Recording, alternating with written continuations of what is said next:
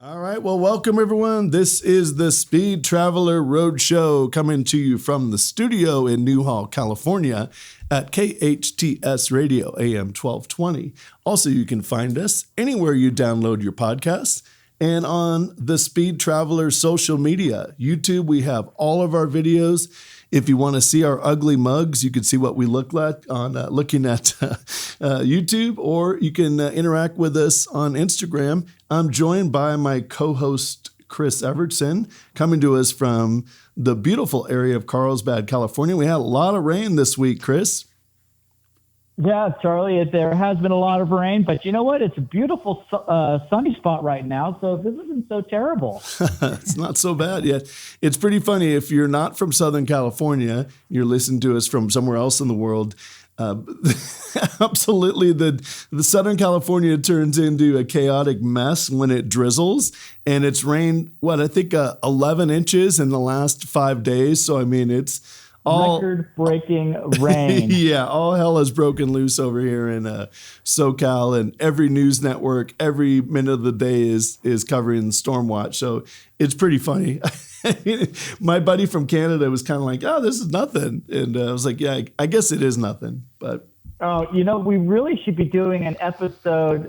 Since this is cars, we talk about cars and everything like that. We should be doing an episode on all of the boat cars that have been manufactured. Oh, that's a great amphibious cars. Amphibious cars, yeah. That is a great idea. So let's do that. We'll do that in an upcoming episode. But if you're new to the Speed Traveler, Chris and I are professional race car drivers, race car driving instructors, and we love to buy and sell cars. And so we love to give people advice on what to do. And then also we've kind of learned the hard way, Chris, what not to do in a lot of circumstances.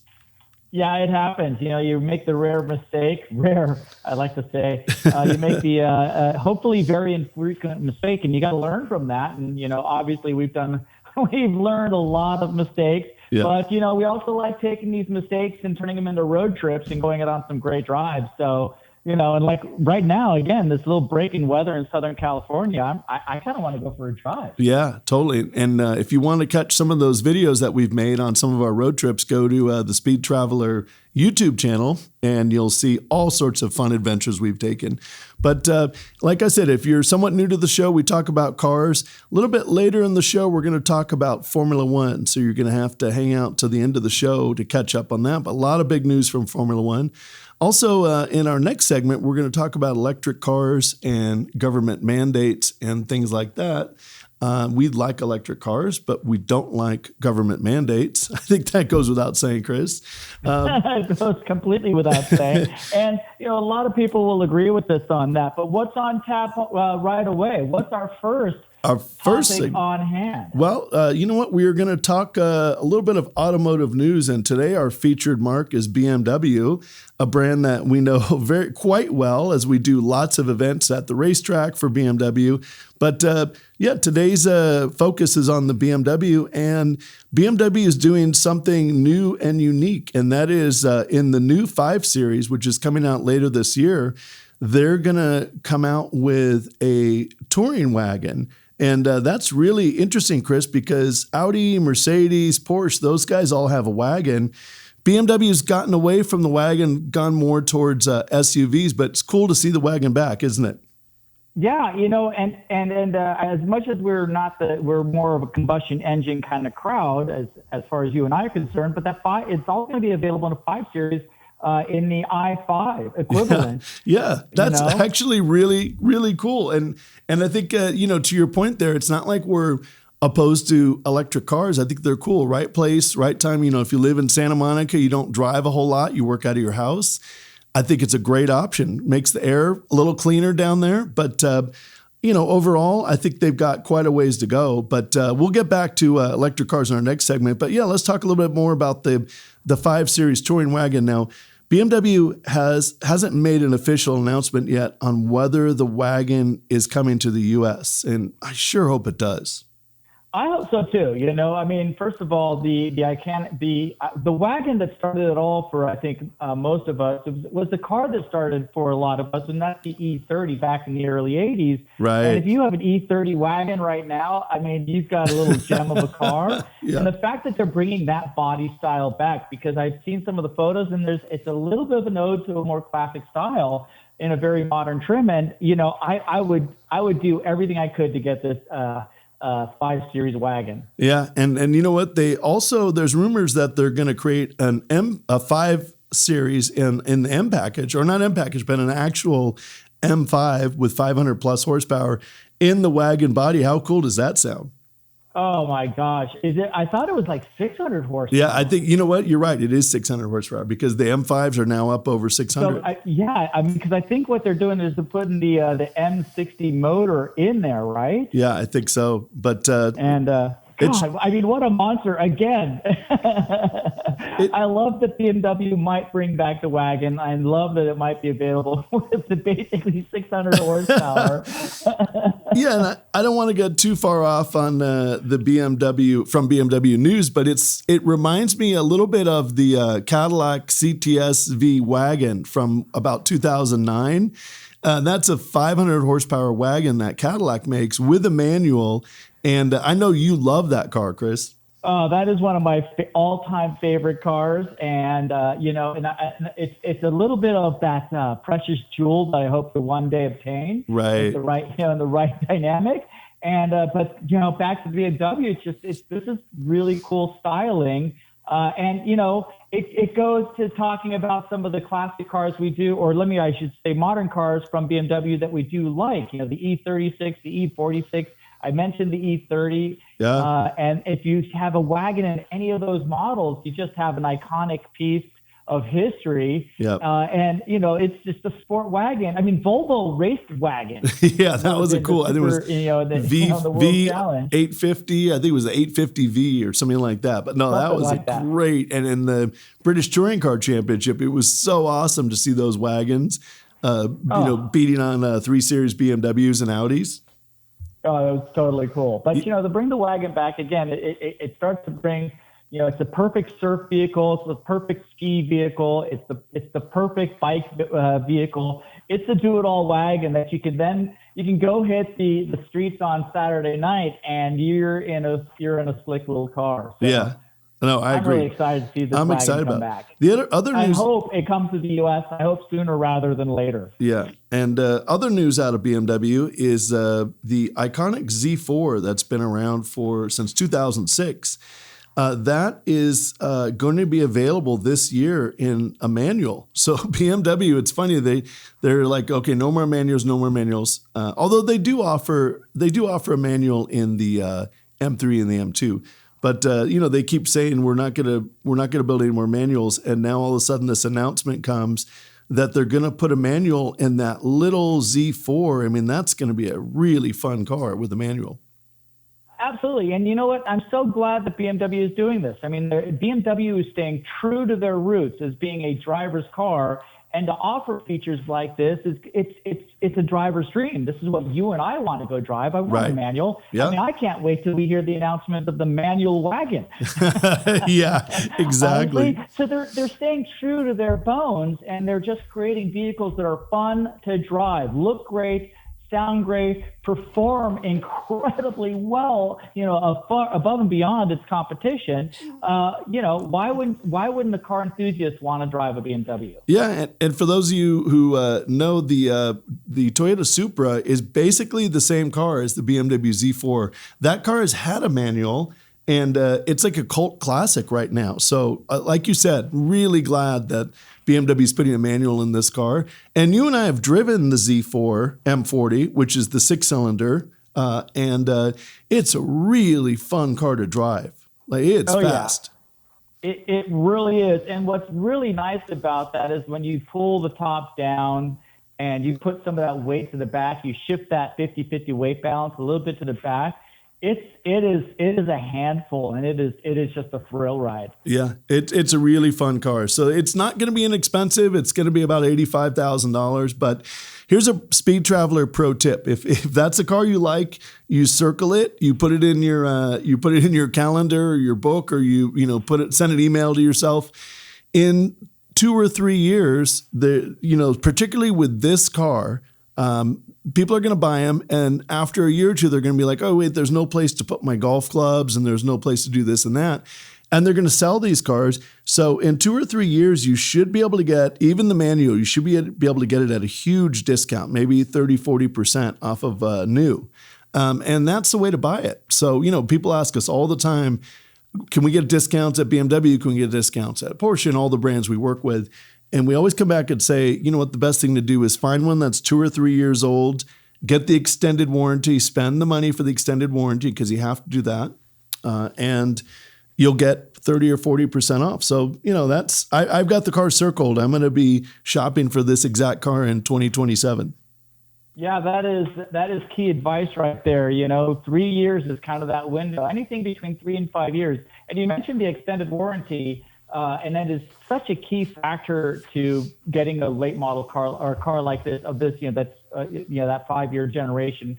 And if you can't get the extended warranty from the manufacturer or the dealership, you can also look at other private entities that do insurance for your cars. Yeah, no, that's great advice. It's worth getting. All right. Well, that wraps up this segment. We are going to come back and we're going to talk electric cars and the electric car market and some government mandates in the EV world. This is the Speed Traveler Roadshow on KHTS Radio. All right. Welcome back to the Speed Traveler Roadshow, coming to you from KHTS Studio AM 1220 in Santa Clarita, California.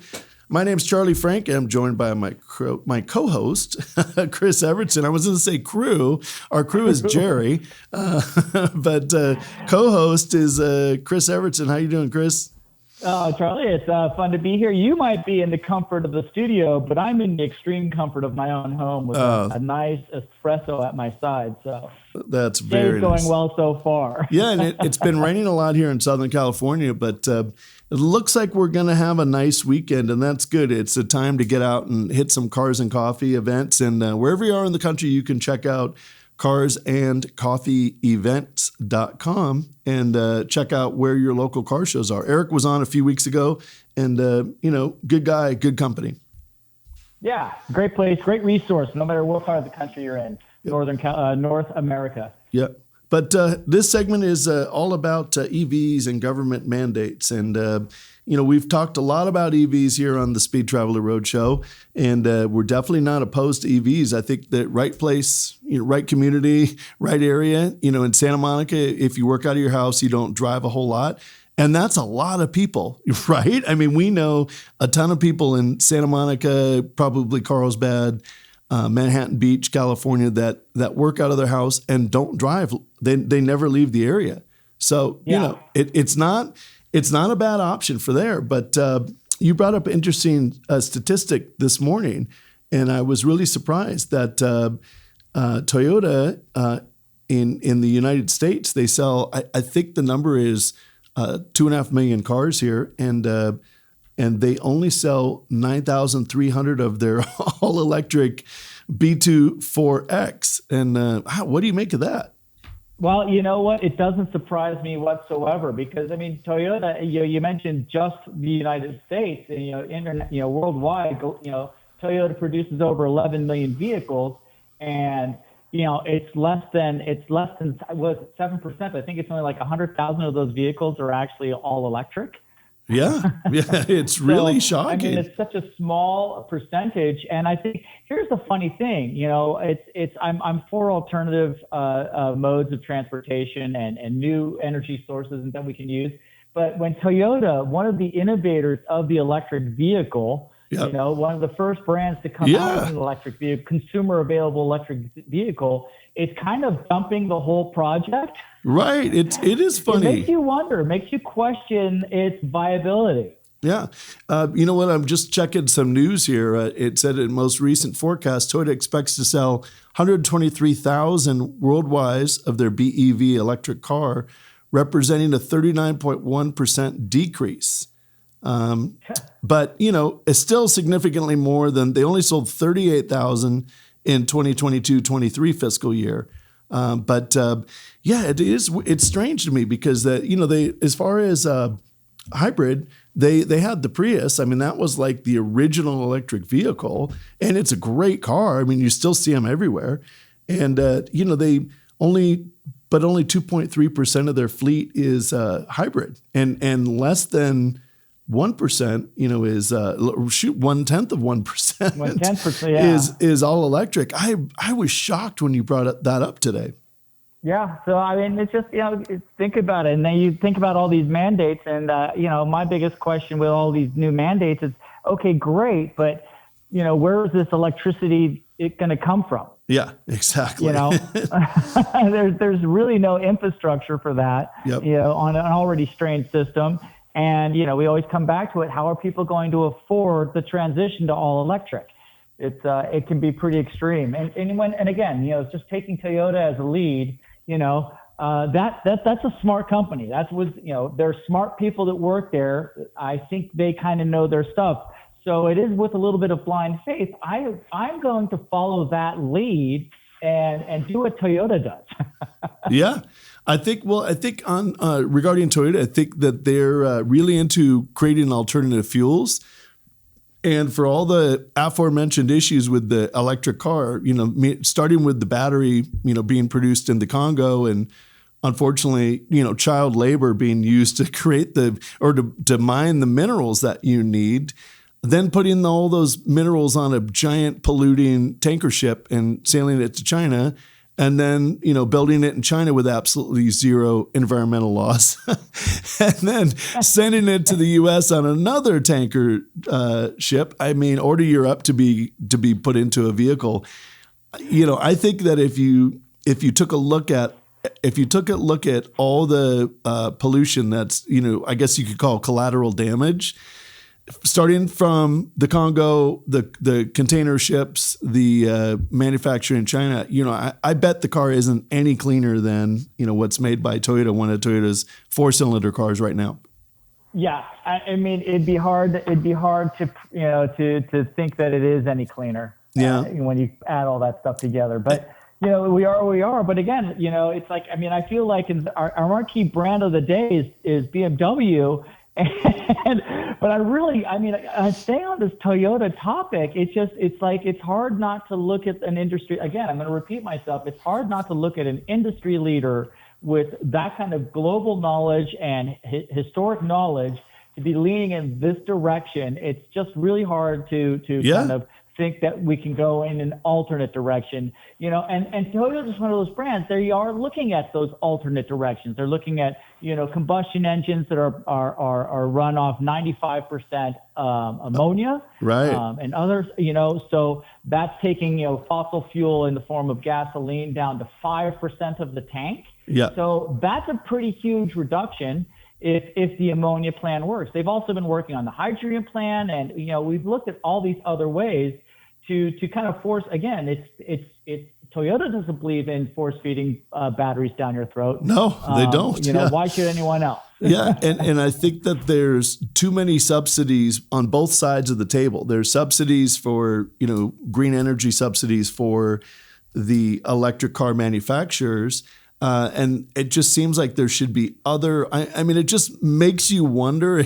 Since China would control 90% of the battery production, it makes you wonder. If and I hate to be too much of a conspiracy theorist, but makes you wonder if China has a hand in our lawmakers' positions through channeling money. 100-year game. Yeah, through channeling money to our politicians. I'm wondering if that is being influenced, because it doesn't seem right that, well, two things. One is, I think there should be subsidies, lots of subsidies for alternative fuels, alt fuels, not just electric.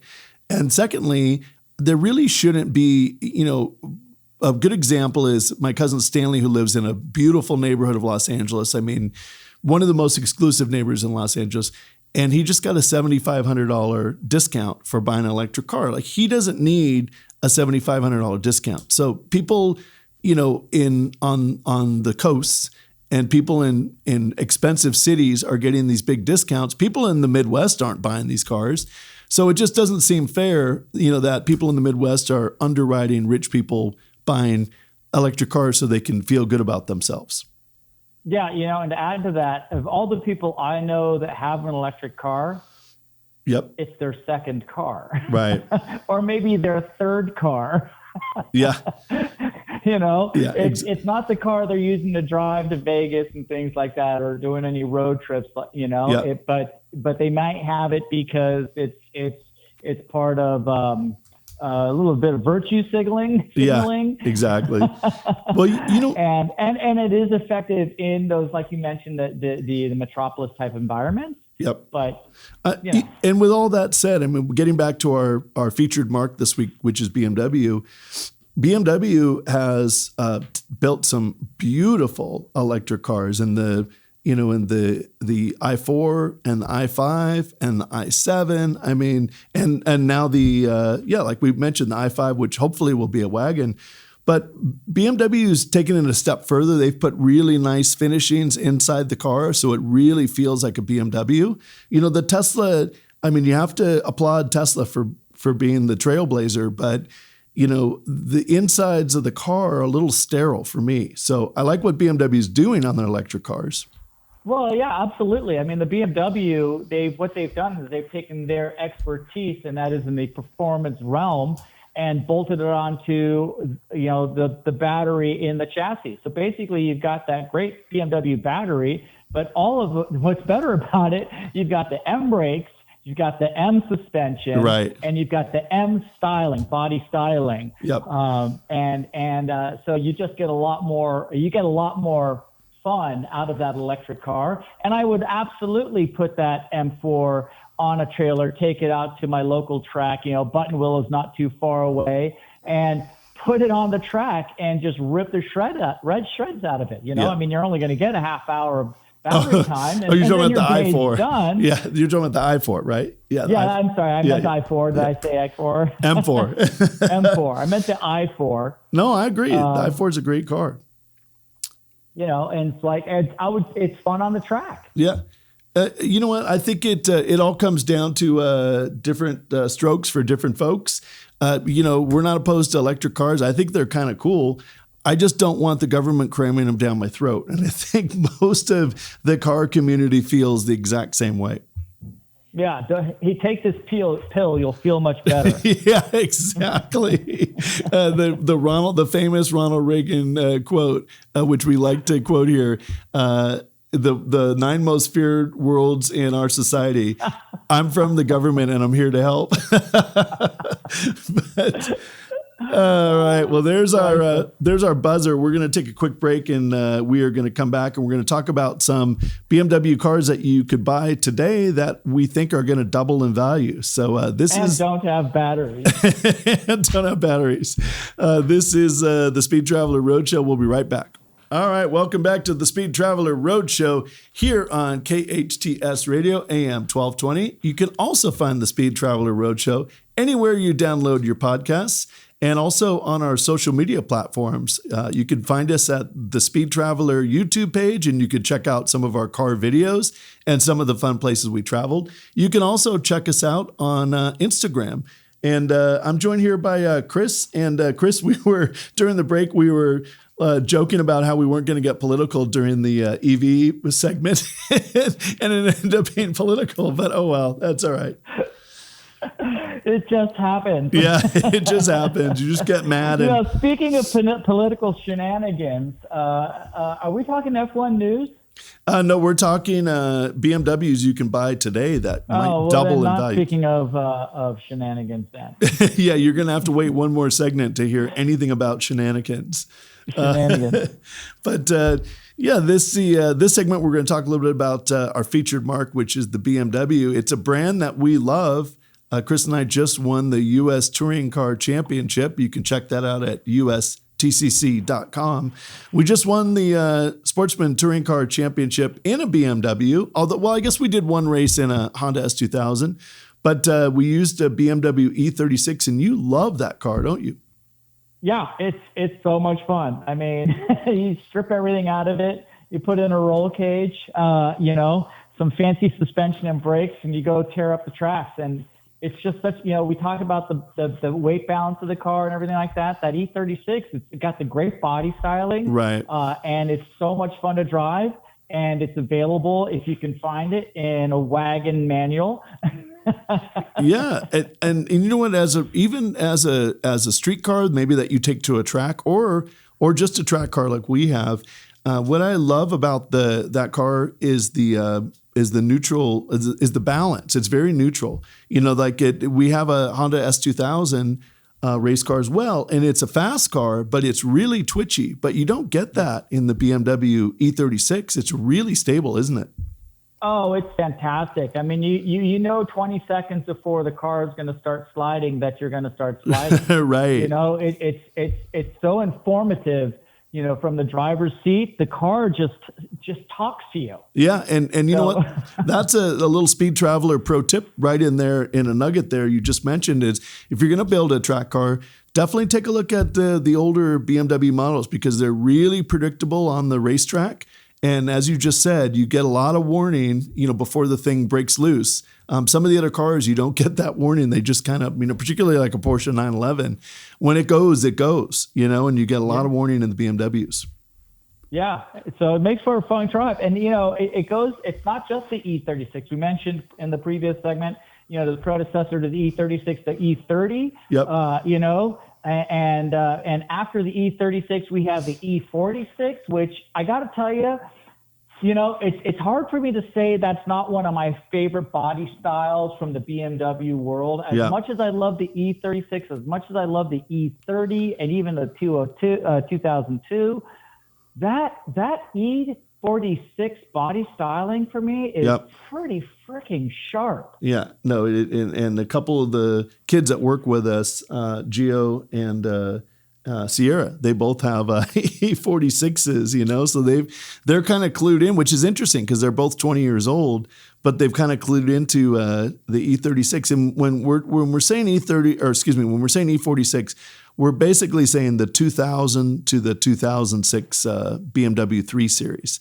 The E36 is a 95 to 99 body styling. So that way you get an idea what years we're talking about. But yeah, no, I agree with you. Very good data there, Charles. Yeah, thanks, Chris. Not everyone listening to the show is a motorsports expert like yourself and myself. But, I think everyone listening should know what I'm going to say before I say it.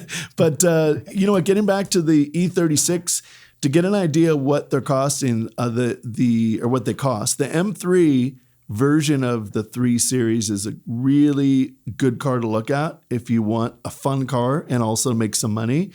The E36, we looked this morning, there's an E36 with 70,000 miles. It's the 2-door coupe, which is a really cool car because they didn't make that many of them.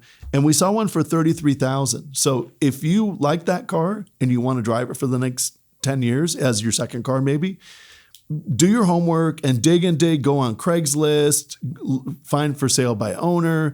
If you dig, I bet you can find that car for $26,000 or $7,000. And that's a car that could be $50,000 down the road. Yeah, as long as you keep it in good nick. The important thing is, if you're going to do cars like this, and whatever kind of purchase you might make that is kind of an investment purchase, make sure you are keeping it in a garaged environment and in a clean environment, because that's going to add to the longevity of the life. That's the car you're looking to buy from someone else, is one that's been garage kept, and that's the way you should keep it as well. So you got to make that investment to have the space to keep the car. Yep. But yeah, I mean, you can find these E36s out there in really good nick, for a fair chunk. They're expensive, but it's also not that expensive. No, I agree. Like you could find, as we said, I bet you could find one for $25,000. That's pretty cool. And if you take care of it, it's going to be worth a lot more in 5 or 10 years, because these cars are really fun to drive. They're driver's cars, so people have a tendency to beat on them. So there aren't that many good ones left, after 25 or 30 years. So something right. Also, the E46 M3. Those are. It's funny because there's a depreciation cycle we talk about here on the Speed Travel, and that's where you buy a car like perfect example is we talked about the BMW Z4, and it might be 70,000 when you buy it, and in 5 years it's down to 40,000. And then maybe in 10 years, it's down to 30,000. But if it's a unique car and it's an interesting car, those prices tend to bottom out and then they start going back up. So then all of a sudden it's, the car that you could find everywhere for $20,000 is now back up to 30 and then 40 and 50. So really interesting, but you got to buy the right car. But an E46, which is the 2000 to 2006 BMW M3, that's a car in a manual and a hardtop. I like convertibles, but the coupes always seem to sell for more, don't they? Yeah, the coupes always, they have a less chance of leakage, although, the notorious sunroof leak. So if you get one with a smooth top, even better. Oh, yeah. But, the convertibles are nice, but I don't know. I mean, it's a performance car for me. Performance doesn't mean convertible. Performance for me means you're in a coupe of some kind. Yeah, agree. And it's stiffer. The car is stiffer. And, when they cut the top off, it definitely affects the rigidity of the car. And the stiffer the car, generally, the better it handles. So, so those are coupes. We saw one this morning for $25,000. That was a 2002 M3 coupe with a manual, and that was $25,000. And that's coming down. I bet you could, if you really did your homework, you could probably find someone that really needs to sell the car. I bet you could find it for close to $20,000. And that, in my mind, a $22,000, let's say for instance, or $23,000 M3 with a manual in a coupe, I mean, that has to go up as long as, like you said, you take care of it, right? Yeah. I mean, the key there again is taking care of it. And on the side note, the E46 platform is a great track car. Right. And there's a great racing series. It's basically a spec series that's E46s only, and you can only modify them to a certain degree beyond the roll cage and safety features. And there's a lot of those cars that are now becoming available. And you might actually see in the race car world the price of the E46 BMW E46 cars coming down a little bit in price for racing purposes. So if you want to get a cost-effective track car, you might want to start looking at the E46 track cars. Yeah, and since we're on the topic of E46, in 2006, BMW came out with the M Coupe and an M Roadster. And those are built on the Z4 platform. And it has the motor from an E46 M3. It has that motor, but it's stuffed into a really small, tidy little package in the Z4. So, there's not a whole lot of those cars around, but those cars right now, are somewhere between maybe $35,000 and $50,000. But those cars have to go up in the future. Don't you agree? I would agree with that. I mean, it's just they're instant classics. And whenever you look at any old movies and you see an old BMW 2002 on there, it's only one of like all the other cars in the shot. And that's just going to keep progressing. It's always going to be that unique car out in the wild. Yeah. And also since we're talking about the Z4, the earlier model of that was the Z3. They took the E36, which would be about a 97 M3. They took that motor and they put it into a really small package, which was the Z3 Coupe or the Z3 Roadster. And some of those Z3 Coupes, you want to get a later one, which is 2001, 2002, because that has the S52 engine in it. But those things are going for close to $100,000 now. So there you go. On that car, I want to do a car search and see isn't that the car that got sawed in half in the James Bond movie? Yeah, it might have been the Z8, right? Or was it the Z8? Yeah, it might have been a Z8. Yeah, but I don't know. It's funny. I remember the Z8 was a Bond car, along with from that era, also the Aston Martin Vanquish. Yeah, but you know what? That's a good question. We'll have to. Hopefully, someone can give us the correct information on what BMW was sawed in half. Or it might have been there was a 7 Series in one of those too. But it was definitely a Z. Yeah.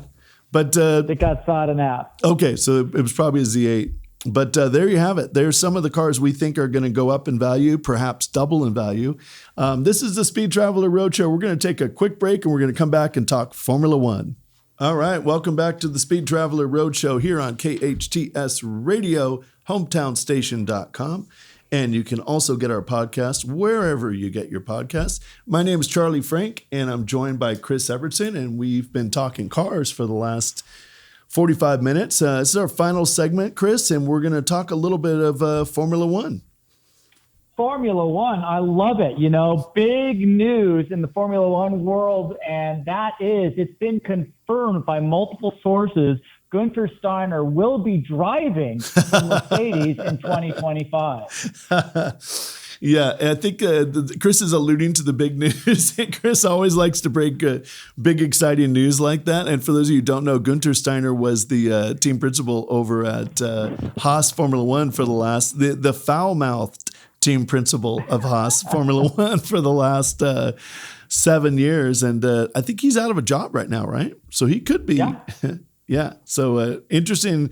I would love to see where that guy lands. He's a talented guy. He did a lot with a little at Haas F1. Yeah, he sure did. He was there from the start, and they started off with a bang. But other than some brilliant qualifying efforts by Nico Hülkenberg, right?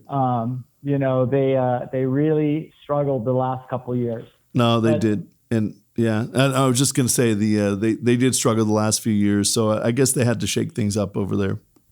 Well, the good news there is that Haas was the first team to launch their livery. So this is livery delivery month in Formula One, and a couple teams have already delivered their liveries.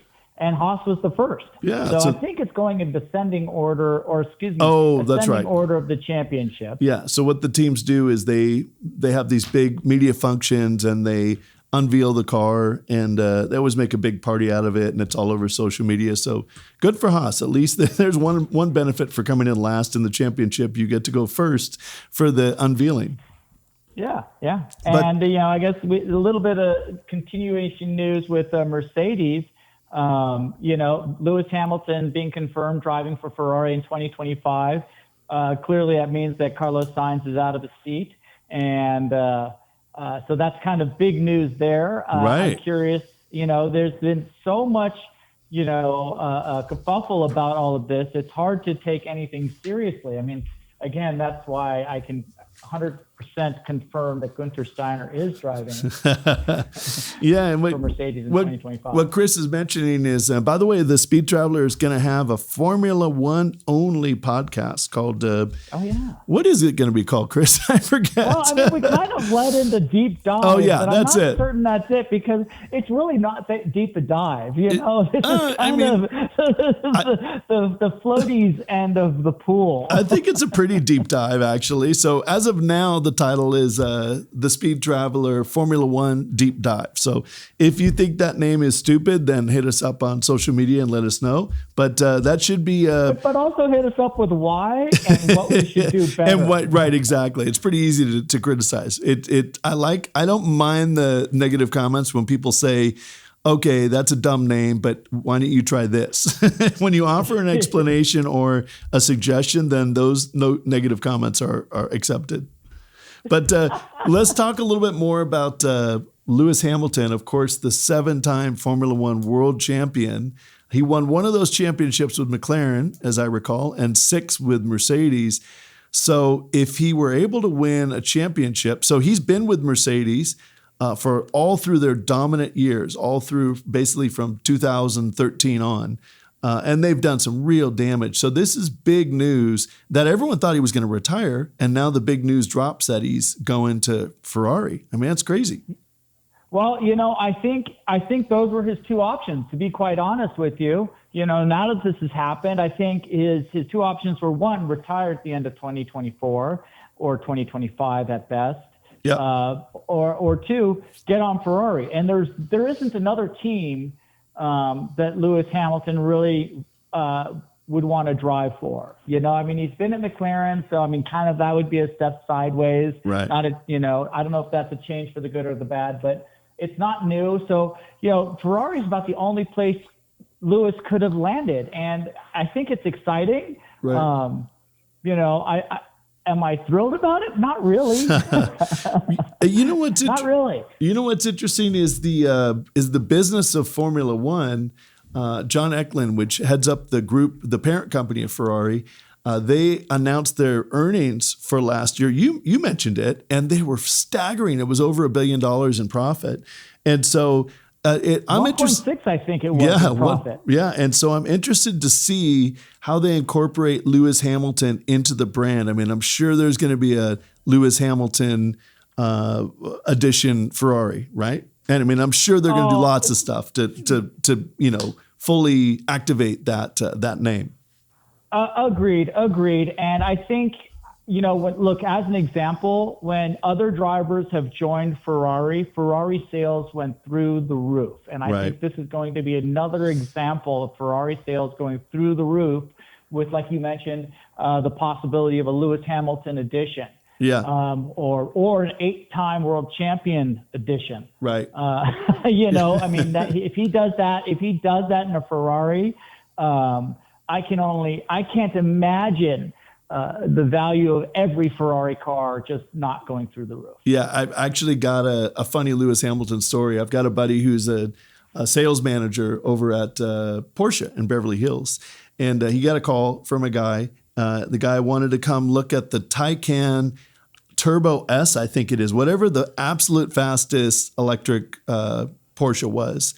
And the guy's like, yeah, sure, come take a look. We don't really test drive it, but we've got one here. You can check it out. So the guy shows up, goes in his office, and they're talking about, okay, should we, is there any possible way I could drive it just around the block? This is the potential customer. The sales manager's like, I don't think so. He's like, we would only let like a professional driver do this. So, but he's like, give me your ID and I'll go scan it. And we can get in it and we'll see. So he hands him his ID.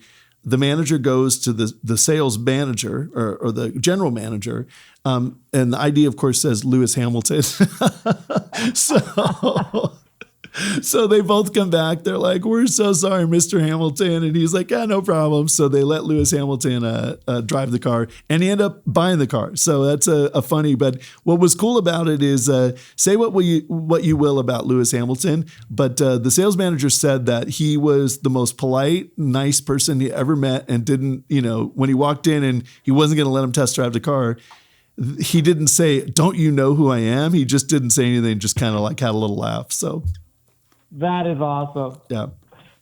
That is awesome. That's a great Lewis Hamilton story. Yeah, that's a good Lewis Hamilton story. So one quick thing I want to talk about is, we're running out of time here, but what is interesting about when a big domino like this falls, it just sets the rest of the field ablaze. Like who's going to take that empty seat, which is probably one of the best seats in Formula One at Mercedes. What happens to Carlos Sainz, who's losing his seat at Ferrari, but it really sets up a lot of intrigue for 2024, doesn't it?